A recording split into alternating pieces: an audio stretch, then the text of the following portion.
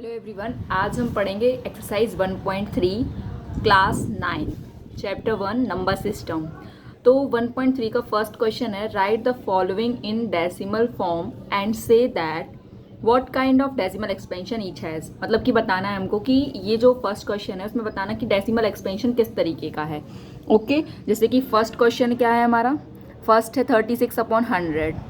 तो 36/100 को हम डायरेक्ट पॉइंट लगा सकते हैं, 0.36 लिख सकते हैं, 0.36, एंड विच इज़ टर्मिनेटिंग। क्यों है टर्मिनेटिंग आपको पता होगा, क्योंकि आपको इससे पहले टर्मिनेटिंग और नॉन टर्मिनेटिंग बता देती हूँ। टर्मिनेटिंग का मतलब क्या होता है, ओके, टर्मिनेटिंग का मतलब होता है कि जो कंप्लीट डिवाइड चला जाए। ओके, कंप्लीट डिवाइड चला जाता है उसे हम टर्मिनेटिंग बोलते हैं। और नॉन टर्मिनेटिंग क्या होता है, नॉन टर्मिनेटिंग का मतलब होता है जो कंप्लीट डिवाइड नहीं जाता है। जैसे कि हम बोल सकते हैं 0.36 36 36 आते ही जा रहा है, तो यहाँ पे क्या आ रहा है, 36 रिपीट कर रहे हैं बार बार, है ना। तो यहाँ पे हम बोल सकते हैं कि नॉन टर्मिनेटिंग भी है और ये रिकरिंग है, क्योंकि बार बार डिजिट्स रिपीट कर रही हैं। ठीक है, तो हम इसको ऐसे लिख सकते हैं 0.36 बार। ठीक है, और टर्मिनेटिंग में लाइक दिस 0.36। ओके, अगर यहाँ पे होता क्या, नॉन टर्मिनेटिंग नॉन रिपीटिंग, तो आता 0.367 8 9 3 4 5, मतलब कि कुछ भी नंबर आते हैं तो उसमें आता है क्या, नॉन टर्मिनेटिंग नॉन रिकरिंग। आपको पता चल गया होगा कि terminating non terminating recurring, non terminating non recurring, terminating recurring कैसे आते हैं। ठीक है, तो ये सब है। ठीक है, अब तो फर्स्ट क्या है, 0.36 है, 0.66 क्या है हमारा, टर्मिनेटिंग है। ठीक है, अब सेकंड क्वेश्चन, सेकंड क्या है हमारा, 1/11। तो 1/11 जब आप 11 से 1 को डिवाइड करेंगे ना तो आएगा 0.090909 एंड सो ऑन। तो आप इसको क्या लिख सकते हैं, 0.09 का बार लिख सकते हैं। और क्योंकि डिजिट्स क्या हो रही हैं, रिपीट कर रही हैं, बट कंप्लीट डिवाइड नहीं जा रहा है, कुछ ना कुछ डिजिट्स आती ही जा रही हैं, तो हम यहाँ पे इसको बोलेंगे क्या, non terminating repeating. Okay, non terminating repeating. ठीक है, अब थर्ड क्वेश्चन क्या है हमारा, सॉरी मैंने यहाँ पे ये लिख दिया, अब थर्ड क्वेश्चन यहाँ लिख देते हैं। ठीक है, आई होप कि आपको दिख रहा होगा। तो थर्ड क्वेश्चन क्या है, 4/1/8, तो विच इज़ इक्वल टू 4 8 जा 32 + 1 33/8। 33 को जब आप 8 से डिवाइड करेंगे तो आपको आएगा 4.125। ओके, तो जो कि क्या है हमारा, टर्मिनेटिंग है। क्या है, टर्मिनेटिंग। ठीक है, टर्मिनेटिंग है।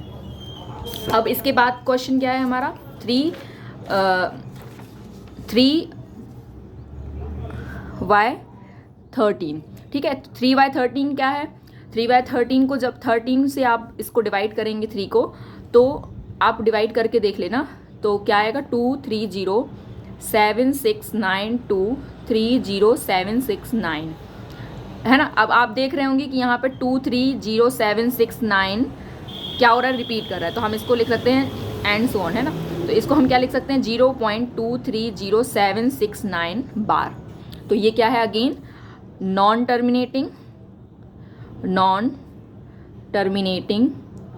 रिपीटिंग, है ना। क्यों है ये, क्योंकि डिजिट्स रिपीट कर रहे हैं बट ये टर्मिनेट नहीं हो रहा, डिवाइड नहीं हो रहा है, तो इसलिए इसको नॉन टर्मिनेटिंग रिपीटिंग की कैटेगरी में डालेंगे। अब फिफ्थ क्वेश्चन क्या है हमारा, 2/11। तो जब आप 11 से 2 को डिवाइड करेंगे ना तो क्या आएगा मेरा, 0.181818 and so on, which is equal to 0.18 bar. ठीक है, 0.18 बार। तो यहाँ पे ये क्या है, अगेन नॉन टर्मिनेटिंग रिपीटिंग, है ना। मैं शॉर्ट फॉर्म लिख दे रही हूँ, आप इसको फुल फॉर्म में बदल लीजिएगा। ठीक है, नॉन टर्मिनेटिंग रिपीटिंग। अब सिक्स्थ क्वेश्चन क्या है हमारा, सिक्स्थ क्वेश्चन है 329/400।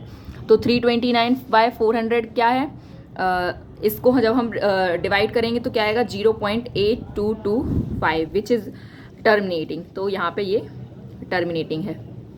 ओके, ये टर्मिनेटिंग है। तो यहाँ पे हमारा फर्स्ट क्वेश्चन क्या होता है, कंप्लीट होता है। अब आगे हम करेंगे सेकंड क्वेश्चन। ठीक है। सेकंड क्वेश्चन, चलो सेकंड क्वेश्चन क्या होता है कि you know that 1/7 is equal to 0.142857। ठीक है, क्या आ रहा है कि 1/7 की वैल्यू हमको दी है और उन्होंने बोला है कि क्या आप इनके डेसिमल एक्सपेंशन को प्रिडिक्ट कर सकते हैं। मतलब कि हमें यहाँ पे without actual doing long division, मतलब कि बिना हमें डिवाइड करे बताना है कि इसका क्या डेसिमल एक्सपेंशन होगा। ठीक है, तो लेट्स ट्राई। अब देखो यहाँ पे क्या है, सॉल्व करेंगे। ठीक है, अब 1/7 की वैल्यू हमें 0.142857 दी हुई है। ठीक है, इसकी वैल्यू ये दी हुई है। अब उन्होंने बोला है कि 2/7 की वैल्यू क्या होगी, तो अपन 2/7 को क्या लिख सकते हैं, लिख सकते हैं ऐसा 2 × 1/7 लिख सकते हैं ना। तो यहाँ पे 2 × 1/7 है, जो कि क्या लिख सकते हैं, 2 को 1/7 की वैल्यू क्या है अगेन 0.142857। तो इसकी क्या वैल्यू आ जाएगी, इसका और इसका इंटू कर दो तो क्या आ जाएगा, 2 7 जा 14 का 4 1 कैरी 2 5 जा 10 11 1 कैरी 2 8 जा 16 17 का 7 1 कैरी 2 2 जा 4 5 2 4 जा 8 एंड 2 1 जा। तो ये आ गई वैल्यू। ठीक है, जैसे हमने इसको किया वैसे ही हम यहाँ पे 3/7 को 3 × 1/7 करेंगे तो क्या हो जाएगा 3 × और 1/7 की वैल्यू हम यहाँ से ले लेंगे क्या 0.142857। तो क्या आ जाएगा, फिर से इंटू कर दो 3 का और मतलब 3 का इससे इंटू कर दो तो क्या आएगा 0.42857 आ जाएगा। अगेन 4/7 है तो 4/7 को 4 × 1/7 कर देंगे तो क्या आएगा 4 × 0.1/7 की वैल्यू रख देंगे और यहाँ पे फिर जब हम इंटू करेंगे तो क्या आएगा 0.571428। लाइक दिस आप 5/7 6/7 खुद से निकालें, अगर ना बने तो आप बताएं, वैसे बन जाएगा ये, है ना। तो ठीक है, तो क्वेश्चन नंबर 2 भी कंप्लीट होता है। अब चलते हैं थर्ड क्वेश्चन की तरफ। तो थर्ड क्वेश्चन क्या कहता है हमारा, थर्ड क्वेश्चन कहता है express the following in the form of p/q where p and q are integer and q does not equal to 0, 0.6 bar, 0.47। ये 3 क्वेश्चंस हैं। ठीक है, हमें क्या करना है, इनको 0.6 बार को हमें p/q के फॉर्म में लाना है। ठीक है, तो बहुत ईजी एक्सप्लेनेशन मैं इसका देती हूँ। ओके, तो फर्स्ट क्वेश्चन क्या है 0.6 बार है। ठीक है, तो इसको हमें p/q के फॉर्म में लिखना है। तो p/q के फॉर्म में लिखना है ना, तो इसको हम क्या लिखेंगे, सबसे पहले हम मान लेते हैं कि लेट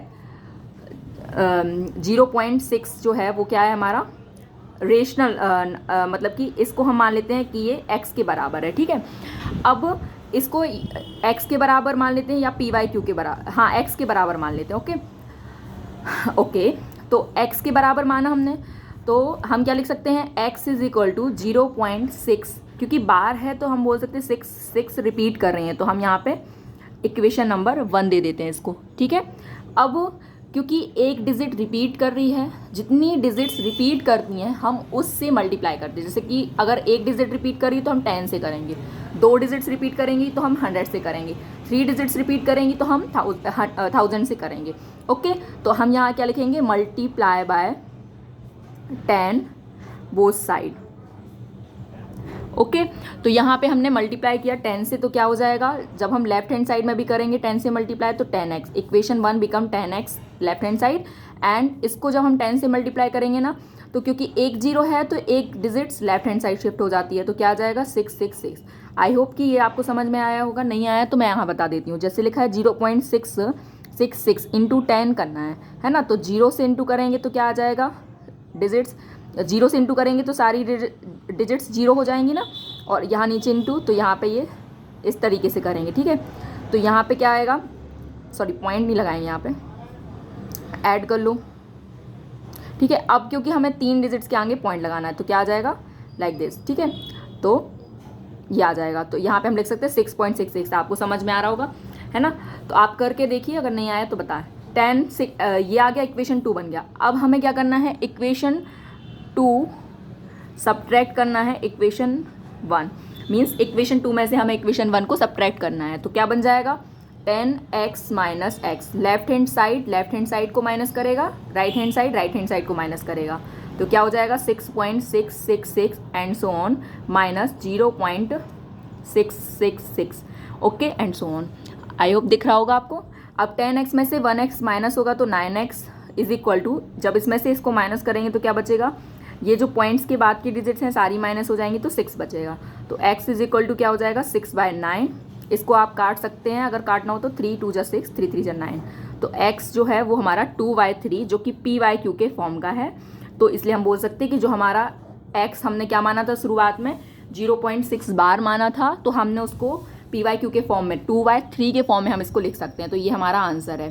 ठीक है, तो ये फर्स्ट क्वेश्चन आई होप आपको समझ में आया होगा। इसका सेकेंड पार्ट है, सेकेंड वाला है 0.47 बार। ठीक है, तो इसको हमें बताना है कि py/q के फॉर्म में कैसे लिखते हैं। ठीक है, तो आगे बढ़ते हैं अपन। 0.47 है, तो हम मान लेते हैं x is equal to 0.47 bar.